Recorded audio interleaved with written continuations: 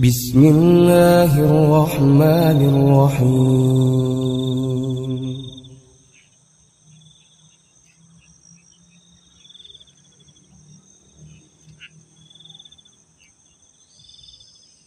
Mimpi 97. Merebaknya narkoba dan banyaknya janda di akhir zaman. 24 Juni tahun 2019.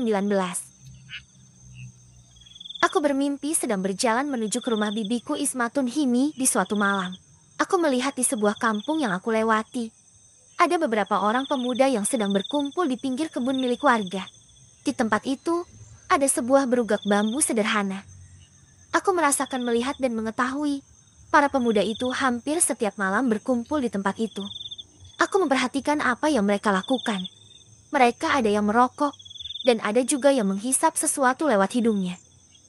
Ada seorang wanita yang juga tinggal di kampung itu, dan rumahnya berada di seberang berugak itu sering memperhatikan aktivitas mereka.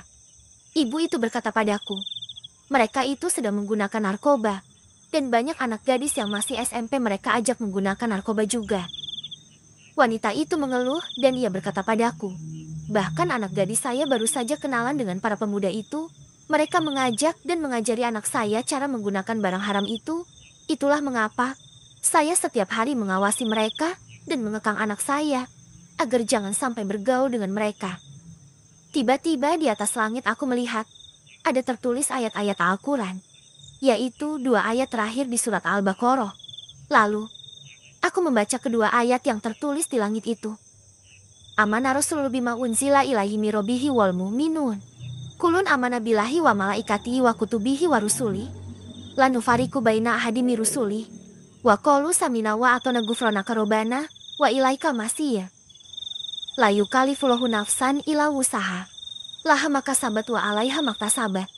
Robana la tuahisna inasinahu ahtona. Robana wala tahmil alaina isron kama hamaltahu ala lazina min qablina. Robana wala tuhamilna mala tokotala nabi. Wah fuana waghfir lana warhamna anta maulana fansyurna ala qaumil kafirin. Setelah aku membacanya, tiba-tiba aku mendengar suara itu berkata, di setiap kejadian dan musibah, ingatlah kedua ayat itu dan bacalah. Itu adalah doa untukmu pada Tuhanmu.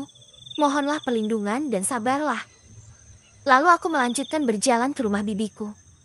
Sesampainya di sana, aku diberikan 3 pasang sandal baru oleh bibiku, dan aku mengambilnya. Aku merasa senang sekali karena diberikan sandal yang sangat bagus dan nyaman. Aku memilih sandal yang bentuknya unik yang terbuat dari kulit, dan berwarna coklat muda atau krem. Sandal ini terasa sangat nyaman dan aman untuk melindungi kakiku. Serasa aku belum pernah melihat model sandal yang seperti ini sebelumnya. Terasa nyaman dan empuk di kakiku. Aku membawa sandal itu dan hendak memberikannya pada anakku juga. Lalu aku pamit dan keluar dari rumah bibiku dan hendak pulang ke rumah. Di luar rumah bibiku ternyata hari sudah pagi.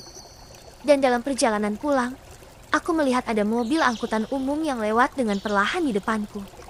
Aku melihat penumpangnya, ternyata mereka adalah para janda yang suaminya sudah meninggal semuanya. Lalu aku bertanya pada salah satu dari mereka yang bernama Nurjannah. Aku berkata sambil memanggilnya, "Jannah, mau kemana?" Mereka tersenyum dan menjawab, "Kami mau pergi melayat. Ada suami teman kami yang meninggal." Dan aku berkata dalam hati, dan bertambah lagi wanita-wanita yang suaminya meninggal dunia. Tapi mereka saling menguatkan satu sama lain.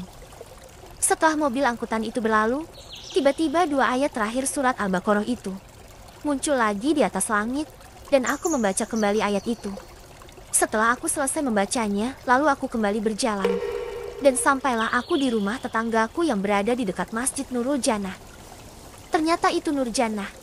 Dan dia dalam mimpi ini adalah seorang wanita yang sabar menjalani hidup dengan ikhlas, bekerja untuk membiayai anak-anaknya dengan cara berjualan di warung sederhana. Saat aku melihat aktivitasnya melayani pembeli, lalu aku terbangun dari tidurku.